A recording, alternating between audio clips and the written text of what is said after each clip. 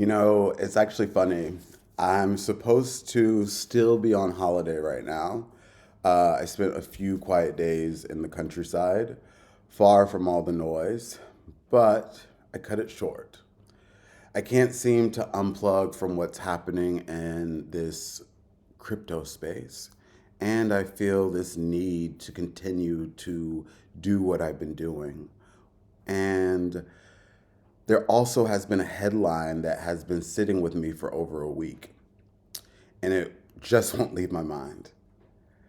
Evernorth merges with Armada Acquisition Corp. 2 to build the world's largest institutional XRP Treasury. At first glance, it sounds like a dull or dense, typical business headline, to me at least. But once I dug in, I realized this isn't a headline. It's actually a signal, $1 billion shortcut into XRP that might actually quietly redefine how institutional money enters crypto. And the most interesting part, it's not who's buying, it's who's building. And let me explain what I mean. A SPAC, or a special purpose acquisition company, is basically a shortcut to the stock market. Think of it like a blank check. Investors create an empty company and raise money from the public and then use that cash to buy a private business. Once they merge, that private business instantly becomes public. No long IPO processes. No waiting for perfect market conditions. It's Wall Street's way of saying, we don't need permission to move. Evernorth is using this exact playbook, merging with Armada Acquisition Corp. 2 to raise over $1 billion and build a treasury dedicated entirely to XRP. Within 1 week of launching, that raise is nearly complete.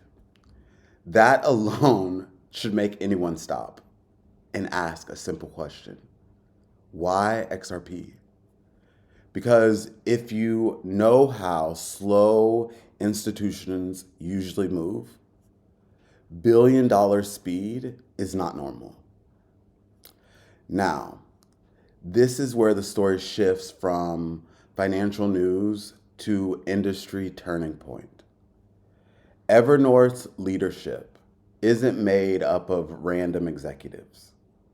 It's the architects of the Ripple story. Ashish Birla, Evernorth's CEO, has spent over a decade at Ripple, shaping its global payment business. Brad Garlinghouse, Stuart Alderati, and David Schwartz, Ripple's leadership and brains, are the strategic advisors of this platform. Chris Larson, co-founder of XRP, is personally backing this financial endeavor. Michael Arrington, the venture capitalist who bet early on projects like Uber and Airbnb, adds Silicon Valley weight as well. And Taryn Naidoo, the CEO of Armada, has already taken a company through SPAC, so he knows the structure inside and out. This lineup isn't symbolic in my opinion. It's a signal of conviction. These aren't traders looking for a quick gain. They're the people who built XRP, stepping out from behind their desk to actually use it.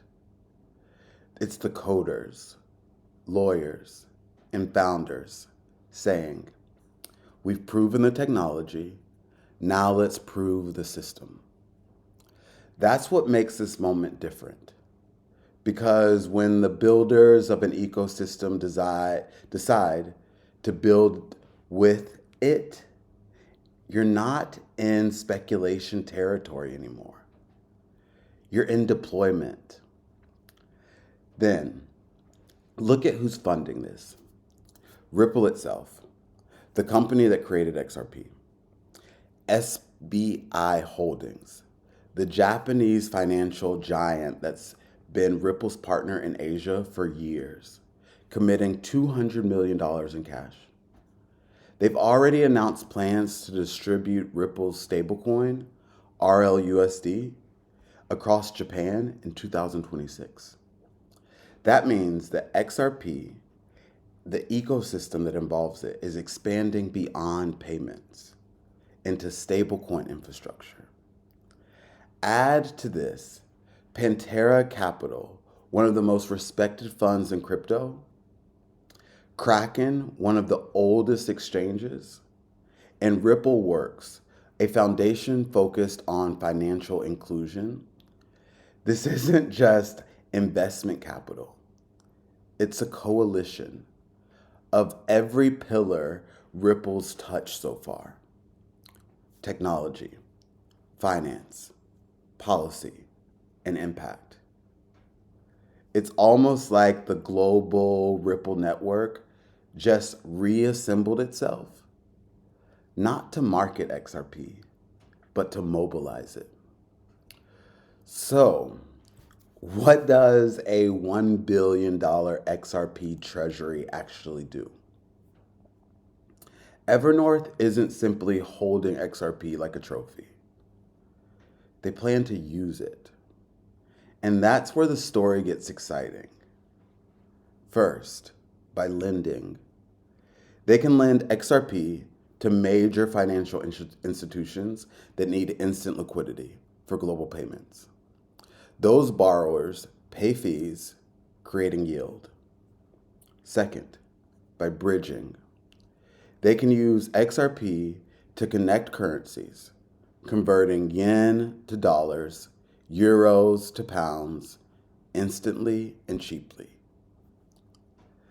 That's the original purpose of XRP, coming full circle. Next, DeFi integration. They can deploy XRP into decentralized financial platforms to earn returns, putting the asset to work, not letting it collect dust.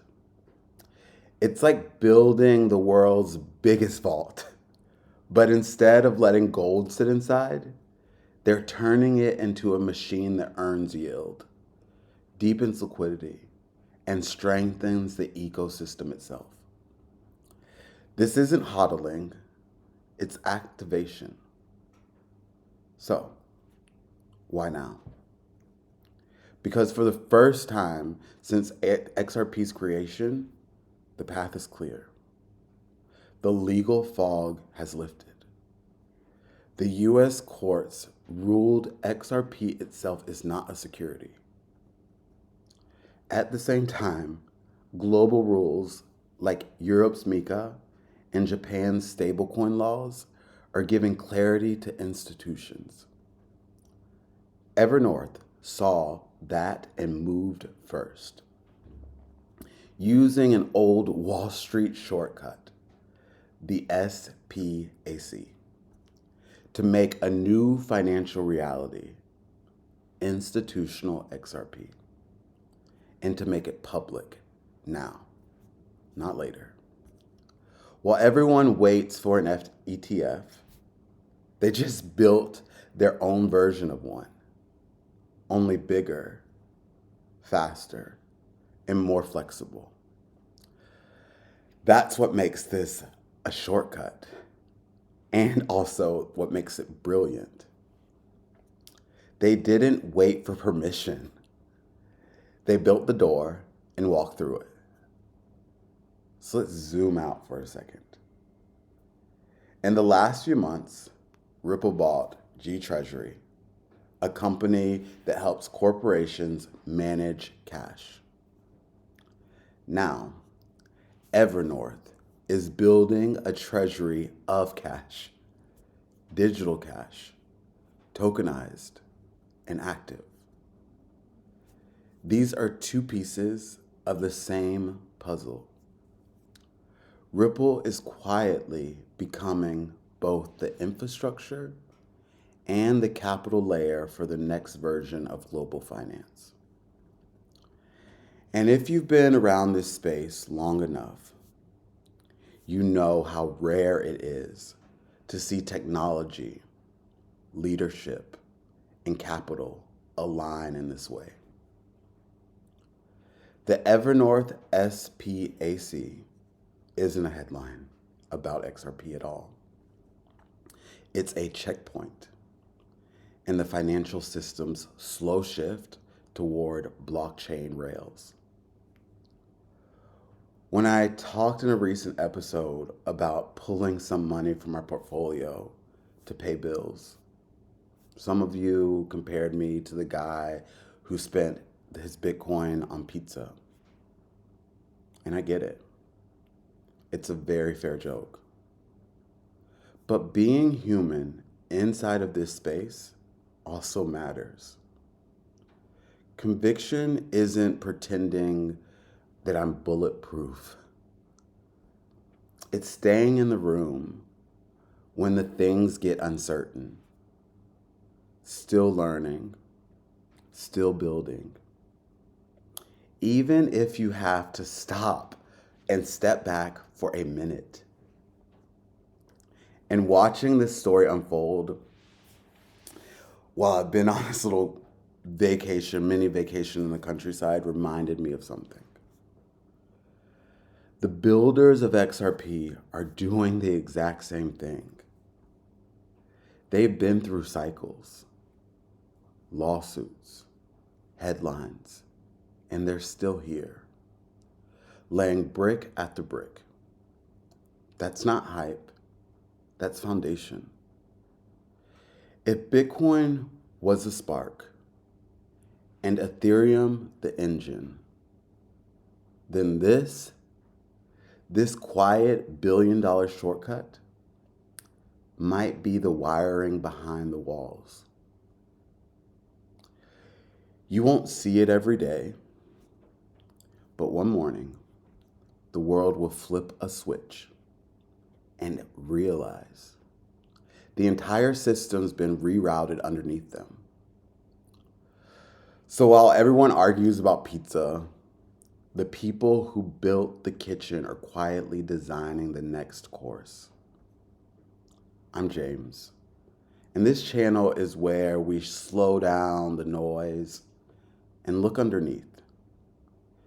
If this helped you see the space just a little clearer, please drop a comment and tell me, what do you think the shortcut really means? Because once you see how this fits together, you can't unsee it. Until the next time, I'm James with Layer 1.